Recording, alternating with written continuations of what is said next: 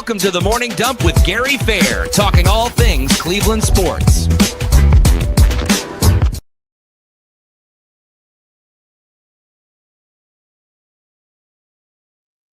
morning, everybody, or good afternoon, depending on what part of the country you're in, or if you've just woken up. It is a Saturday morning.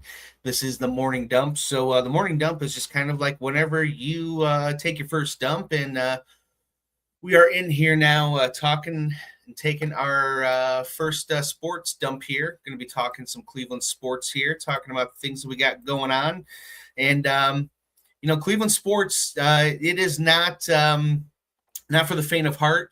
And there's always something going on, something to talk about.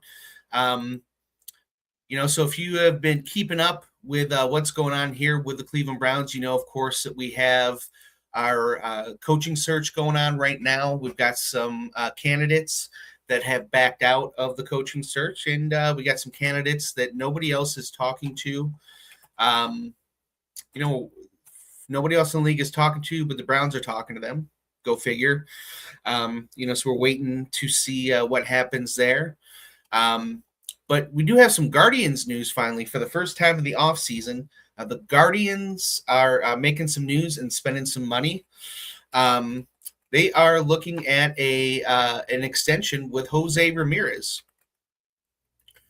So this extension is looking like it's going to go through 2032. About $25 million a year. And I don't know if I'm this guy's agent, if I'm Jose Ramirez's agent, man, I don't know.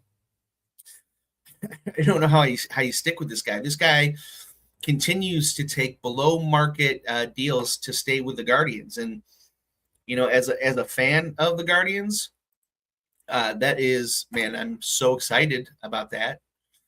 I want him here for the rest of his career. I just don't know if that's like really the smartest thing in the world to be doing,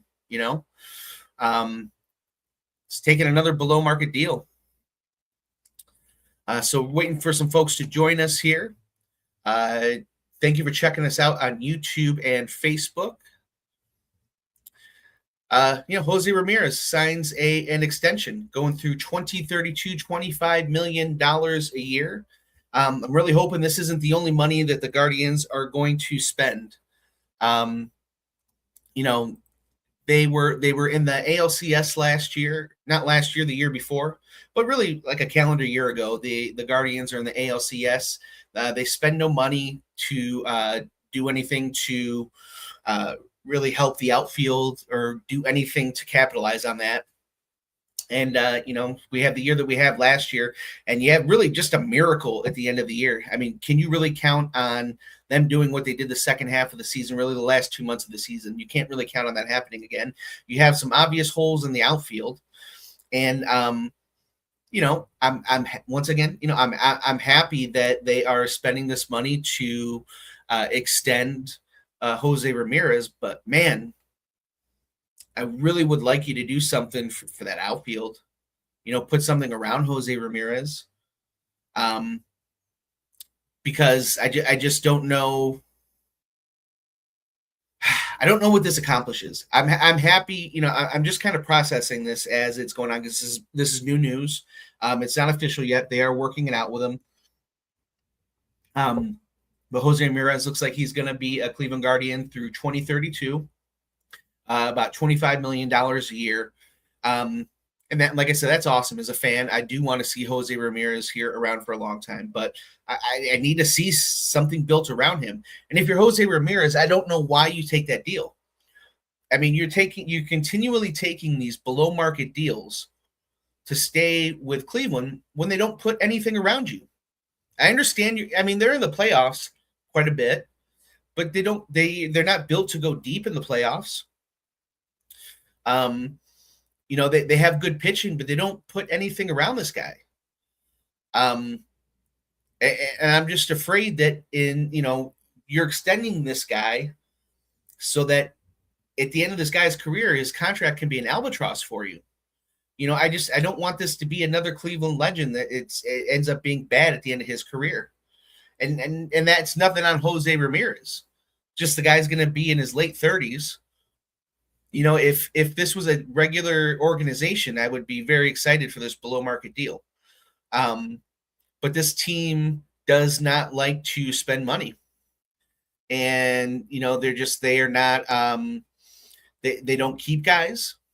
And if, Jose Ramirez in one of those years has a year where he hits 240, there's going to be talk. And I'm not looking forward to that talk. As I'm processing this, I just don't know. I don't understand it. I don't know that this is really going to be celebrated by the fan base, just because they're still not putting money into the team today, which is something that they need to do. There's still some second tier free agents out there in the outfield that they should be looking at. They need to be looking at. They obviously weren't going to be signing the Cody Bellingers of the world out there.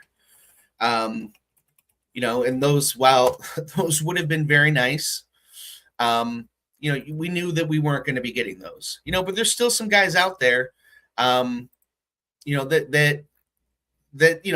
still some guys out there. So taking a look at the outfielders, right? Like, you're going to tell me that like an Austin Hayes wouldn't look better here than what we have. Maybe even a Miguel Andujar. He's 31 years old, but he's still a right-handed hitter with some pop. Harrison Bader, I don't know if he's a guy that I super love, but he's still a right-handed hitter. He's he's a pretty good fielder out there in the outfield. Max Kepler is out there. Starling Marte is out there. I mean, he's 37 years old. The point is that there's something that you can do out there. There's somebody that you can pick up. There's a trade that you can make. Marcell Ozuna is out there. That's another right-handed hitter that's got some pop and some power. I know he's more of a DH at this point in his career, but by God, there's somebody out there that you can get. There's something that you can do out there to put something around Jose Ramirez. You've got to make this deal. You've got to make it worth something. Because otherwise I just don't know. You have got to, you've got to make it so that Jose, doesn't regret signing this deal, and make it so that people are going to pay to come and see him throughout this deal. Because people are not just going to pay to see Jose Ramirez alone. It's great that they have him. You need to put some offense around him. And the baseball season is a story. People forget, like, it is sports, but it's a story. And, people do love a good comeback story, but if you don't have the buy-in at the beginning, people are not going to be there at the end. And this team is so revenue driven, you need to have the buy-in at the beginning, which is why you need to build a good offense. This team needs to be in it at the beginning so that people are buying tickets and they're there at the end. It's great when you're having these comebacks and you go, oh man, we got 25,000 people in the stands. Well, 25,000 should be your mid, not your top. You should be selling out at the end of the year when you're having these comebacks. And I know it's not the 90s anymore, but I'm sorry, the Browns are still selling out when they're good. The Cavaliers sell out when they're good. There are events that sell out here in Cleveland. The Guardians can sell out. I was there when they did. I used to go all the time. This last year is the first year since the 80s I didn't go to a Guardians game. It's the first year in 40 years, 30 years, 30, 40 years, I didn't go. People are more casual than they used to be about the Guardians. And a lot of it is because of the letdowns. It's the letdowns throughout the season. It's the not re-signing their free agents. It's the, trading their, guys. It's trading their trading their key guys. Anytime a guy gets to be good and they're up for a contract, they trade them. So the Guardians need to work. It's not just about the record at the end of the year and the playoffs. They need to work on good faith at this point. They need to figure out good faith. And, It's really cool that they're going to sign Jose Ramirez. That's awesome. And I'm sure that's going to make some people happy, but they need to build around him. It's not just about signing him. They need to start building good faith with the fan base. And part of that is going to be putting an offense around him now that you're going to have him here long term. We don't have to worry about him being traded now. You build an offense around this guy, and you start hot early in the season so that you get buy-in, so that people are buying tickets in April and May. Because when they were good, people bought tickets in April and May. You know, you don't have to sell out every single game. You don't have to have a 455-game sellout streak, but people will watch the team. They will watch baseball and go to the games if they're good. I mean, hell, the Cleveland Crunch are back, and people don't even know they're back, and they're doing 5,000 at the Convocation Center, at the Wolstein Center. Did you know that the Crunch are back? I bet most people listen don't even know they're back, but there's 5,000 people going to the Wolstein. So there's 5,000 people in Cleveland that know that because they're winning. Because people like to watch winning. If you win, you will make money. You make it in whether it's through the play, however it is, teams that win make money. And you have to put your money, sometimes you have to put money in up front. And that's what the Guardians are going to have to do. And it's going to take more than this under market deal from Jose Ramirez to, I think, really to get this fan base back. So kudos to the Guardians for signing this extension. Kudos to Jose Ramirez. Happy to have you here for a long time. You know, you are Mr. Guardian. Jose Ramirez is Mr. Cleveland Baseball. So thank you for signing that. We're happy to have you here. But we just hope that this is the beginning of something for the Guardians, the beginning of some more moves. And we hope they build around you, man, because you deserve it. Guardians fans deserve it. But if they don't, you know, this is kind of like, I don't know what they say. Is it peeing in the wind? I don't know what the saying is, but this is, you know, a drop in a bucket. I don't know. I don't know what this does for the franchise. This is really just a gift from Jose Ramirez to the franchise. So thank you, Jose, for re-signing. Browns, lots of stuff going on there. So we've been talking a lot about Browns candidates, coaching candidates, whether we want a young guy, you want an old guy. There's been guys withdrawing from the process.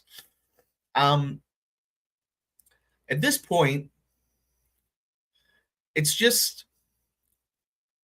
feels, I think it's hard. This process is hard for Browns fans to go through.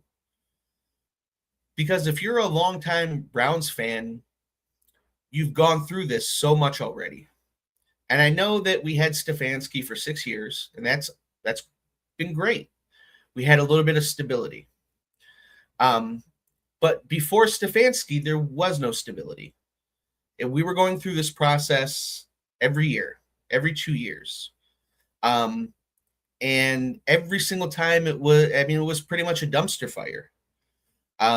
You know, we had an owner that moved the team, then it went to the owner that died, then to the absentee owner, and then to this mess of, you know, we've had with Haslam. So it really hasn't been something for, you know, fans to get excited about. And if you talk to other fan bases, I don't think it's something that, you know, I think that their experiences are pretty similar. You know, unless you are a team that's a dynasty, you know, your fan base is going through pretty much a similar thing everywhere. Because, you know, when it comes to these sports, really, if you're not first, you're last, like Ricky Bobby's dad said.